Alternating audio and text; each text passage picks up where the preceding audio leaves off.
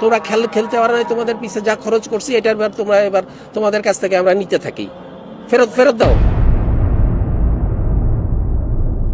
BCB পরিচালক M Nazmul ইসলামের এমন উক্তি এমন এক জ্বালাময় পরিস্থিতি সৃষ্টি করেছে যে আপনি নিজেকে প্রশ্ন করতে বাধ্য হবেন, বাংলাদেশে আদৌ কি এখন ক্রিকেট ফ্যান্সরা আছে, নাকি ক্রিকেটের পুরো ইকোসিস্টেমই কোল্যাপস করেছে? একদিকে সাধারণ জনগণের চোখে তিনি এখন রীতিমতো নায়ক সিনেমার অনিল কাপুর হয়ে উঠেছেন।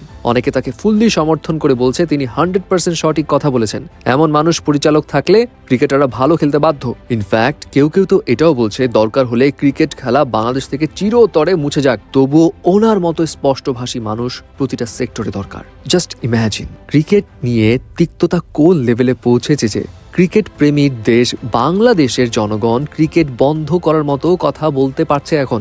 যদিও এম নাজমুল ইসলাম ভালো ব্যাকল্যাশও পেয়েছে, তবে সেটা ক্রিকেট অঙ্গন থেকে।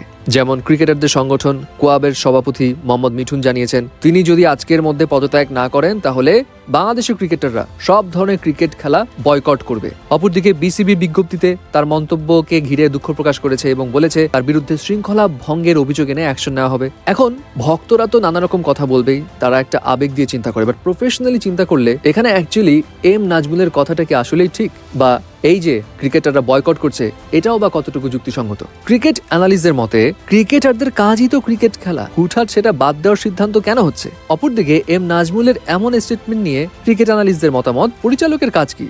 মিডিয়ায় বড় বড় কথা বলা, নাকি বাস্তবিক অর্থে কাজ করে দেখানো? 64 জেলার অন্তত 62 জেলার কাউন্সিলররা জেলা লিগ খেলতে পারছে না আর্থিক সংকটে, কারণ সেখানে স্পন্সর পাওয়া যায় না। ইভেন কাউন্সিলররা বিসিবির দৃষ্টি আকর্ষণ করেও কিছু পাত্তা পাচ্ছেন না। তো এইখানে বিসিবির কর্তারা কি করছে?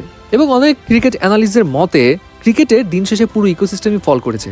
এখন কথায় কথায় পরিচালকরা এবং ক্রিকেটাররা অ্যাক্টিভিস্ট হয়ে যাচ্ছে, তারা আসল কাজটাই ফোকাস দিয়ে করতে পারছে না। অনেকেই নিজ নিজ জায়গা থেকে জাস্ট অ্যাটেনশন সিকিং এ ব্যস্ত হয়ে পড়েছে, প্রোটোকল না মেনে সাধারণ দর্শকের মতো যে যার ইচ্ছা বক্তব্য করে যাচ্ছে, যেটা অ্যাকচুয়ালি ক্রিকেটে যারা প্রফেশনাল তাদের মুখে সাজে না। এখন এই পুরো সিনারিওতে আপনার আসলে কি অপিনিয়ন? বাংলাদেশের ক্রিকেটের দশাটা আসলে কি? হেই, এন্টারটেইনমেন্ট ওয়ার্ল্ডের চটপটে গসিপস এবং অথেন্টিক মুভি আপডেটস পেতে সাবস্ক্রাইব করুন ভাইব নিউজ।